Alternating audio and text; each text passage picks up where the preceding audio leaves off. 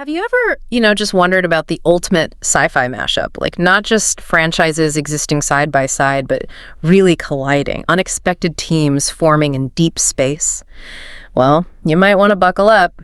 Today we're doing a deep dive into Predator: Badlands.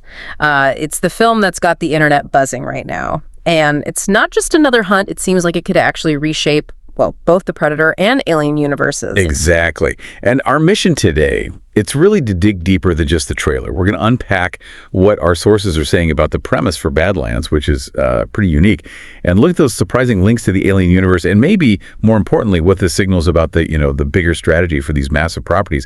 It feels like more than just one movie, maybe a blueprint for something much bigger. Okay, let's unpack this then. The first thing that it leaps out, doesn't it? It changes everything we thought we knew about Predator. Badlands is making the Predator the main character. We're actually going to see the universe through the eyes of a Yautja, a warrior named Dek, played by Demetrius Schuster Kolomatangi. Right. And what's really interesting about Dek, based on the sources, is he's apparently a runt by Yautja standards. Now, okay, for humans, that still means huge and terrifying, right? But in his culture, he's the underdog. He's on his first hunt, trying to prove himself, get his honor back, and that connects directly to what the director, Dan Trachtenberg, wanted, like a Conan story, but told from the Yautja's perspective. It's a really clever way to make the Predator vulnerable, give them stakes. And just when you're processing that, Dek gets an ally, and it's maybe the most unlikely one you could possibly imagine. Thea, she's a synthetic, and get that's made by Weyland-Yutani from the Alien movies. Elle Fanning's playing her. Yeah, this team-up isn't just unexpected, it's kind of radical. Yeah. Thea's described as chipper. Apparently, she can survive being cut in half. You even see Dek carrying her torso like a backpack in the trailer.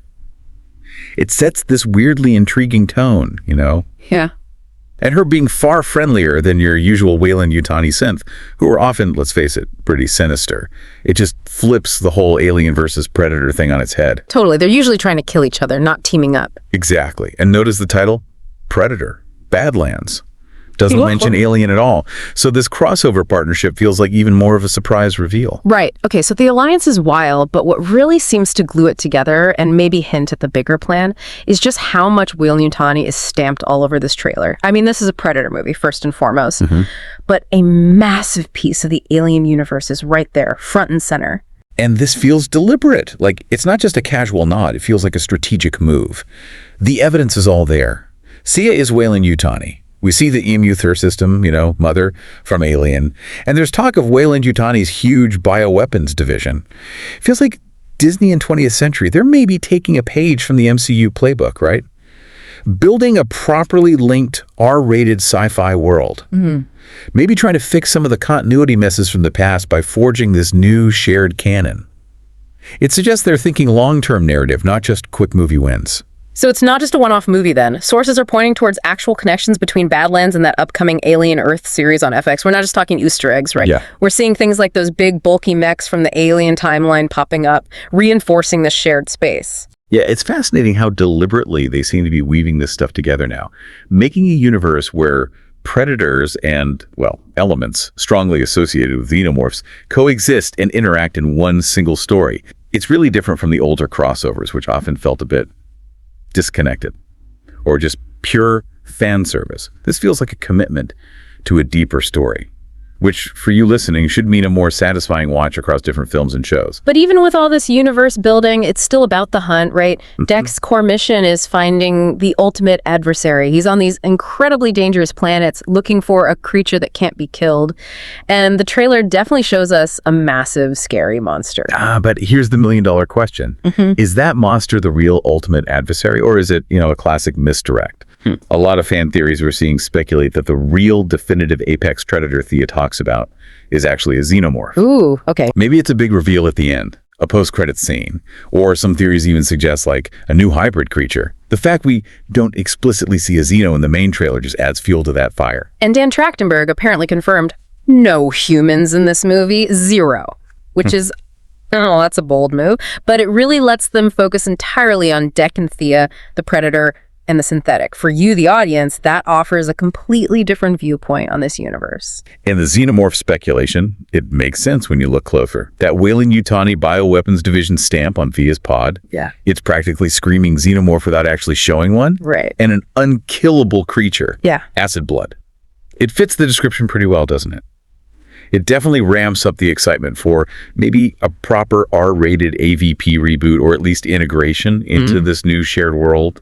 Feels like they might finally deliver on that in a smart way. And a lot of the hype, let's be honest, is because of Dan Trachtenberg directing. I mean, Prey back in 2022 was fantastic. Absolutely. And he's also doing Predator, Killer of Killers next year. He's got a great track record with revitalizing this franchise. He really does. And what he seems to be doing here is really pushing the Yautja lore forward. For the first time in a big Predator movie, Deck actually speaks his own language with subtitles. That's something they apparently introduced in Killer of Killers. It's a huge step, really, towards maybe humanizing isn't the right word, but making the Predator a more central character.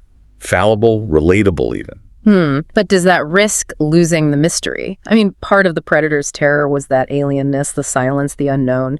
If they start talking, does it become less scary? That's the tightrope, isn't it? It's a definite risk. But look at Prey. He managed to give the feral predator a clear goal and strategy without making it less terrifying. By making Deck an underdog, giving him this internal struggle, maybe the terror shifts. Less about the unknown monster, more about the sheer brutality of his personal quest. And the trailer does show some amazing visuals, too. Oh, yeah. Deck's got new gear, like that bow, the heat blade sword, and those planets look stunning. And that shot of Deck carrying Thea's torso, like you said, like a backpack, it's just such a weird, memorable image. Like the oddest buddy cop setup ever. Exactly. It sets a unique tone straight away. All these choices, the story beats, the visuals, they feel like a genuinely bold angle, a fresh twist. Shows they're willing to take risks, not just keep making the same movie over and over, chasing nostalgia. It feels like they're trying to breathe real life into it with new kinds of stories. Okay, so let's wrap this up. Pulling all these threads together, what's the big takeaway for you listening at home and for where these franchises might be heading? We've got a Predator movie with a Yautja lead, an unlikely android buddy, deep, confirmed ties to the alien universe through Weyland-Yutani, and this huge mystery about the real ultimate apex predator. Yeah, and it leaves us with a really interesting question, doesn't it? What does this deliberate merging of universes and putting a predator right at the center of the story actually mean for action-adventure films going forward? Is this interconnected universe going to give us that awesome R-rated adult franchise that manages to balance deep characters with thrilling action? Or does trying to make everything fit together, trying to explain the Predator more, risk kind of diluting what made them so scary and cool in the first place? Definitely something to think about while we wait for Badlands.